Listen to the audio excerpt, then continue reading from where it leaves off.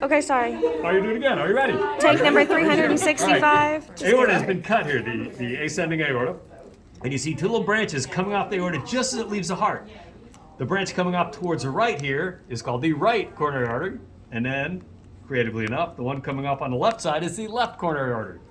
Now the left, on this model, it's only like 3/4 of an inch long. So the left coronary artery stops right there. So the left coronary artery will split into anterior interventricular artery that runs in the front, hence anterior, between the two ventricles. This little branch that circles around to the left side of the heart, that's the circumflex artery. And of course it's running underneath the great cardiac vein here, but it'll run towards the back. On the right side, here's a right coronary artery.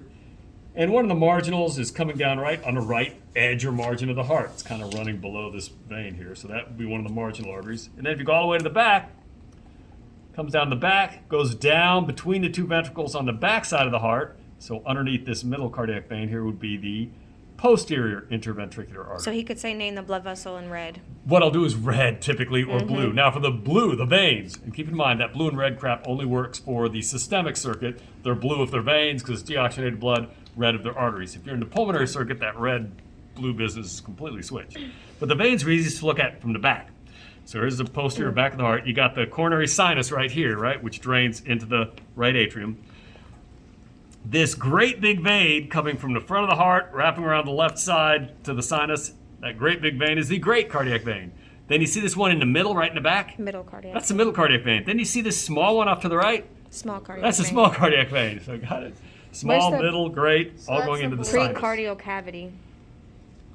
Is Well, that the it's not preserved on heart? here. This is the visceral pericardium, is the outer layer of the heart, right?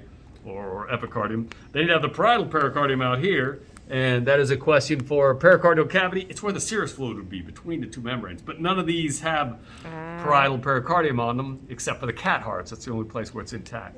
And then fossa ovalis. Well, I can show you on these, but I don't ask on these. Let's see if any of them highlighted. Ouch. All right. Right atria, left atria, correct? There's a wall separating the right and left atria. That's the interatrial septum. Agreed? There's a thin spot in the wall. Oops. I'll get it later. Do you see that little oval thin spot they're showing you there on the model? And you see it right there? That is the fossa ovale. It's just the thinnest spot in the fetus. That's a hole where the right and the left atria are actually connected. Because in the fetus, what are you doing with your lungs when you're in the uterus? Nothing. They're collapsed. They're not functional. You don't ventilate. So normally in an adult, you're sending your whole cardiac output to the lungs, right? 5 liters per minute. In the uterus, is there any point in sending all the blood to the lungs? They're not doing much from the right atria, which normally would go to the right ventricle into the lungs, right? Pulmonary circuit. But if there's a hole here and blood can go from the right atria directly into the left, it has bypassed the pulmonary circuit. So that's referred to as a pulmonary bypass or shunt. So any blood that went through that foramen ovale in the fetus skips the pulmonary circuit. At birth, it seals closed, and there's just a thin membrane there. That's the fossa ovale. But we'll talk about what it does in the fetus in lecture next time. But that's it on the model. You can find it on the preserved hearts as well. It's hard to see, but you stick your finger in the back of the heart, stick one finger in the right atria, one in the left, bring them together, the little thin membrane between them, that's the fossa ovale.